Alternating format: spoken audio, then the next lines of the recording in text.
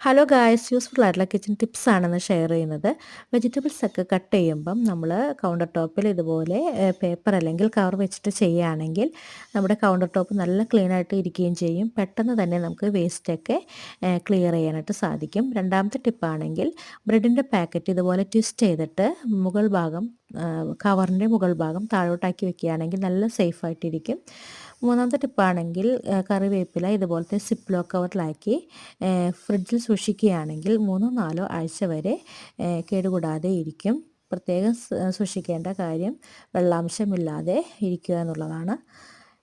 ഇന്നത്തെ ടിപ്പ്, നാരങ്ങയൊക്കെ മുറിച്ച് കഴിഞ്ഞ് കഴിഞ്ഞാൽ ബാക്കിയുണ്ടാകുന്ന നാരങ്ങ നമ്മൾ ക്ലിങ് ഫിലിമിൽ ഇതുപോലെ റാപ്പ് ചെയ്ത് വെക്കുകയാണെങ്കിൽ ഡ്രൈ ആകാതെ ഇരിക്കും.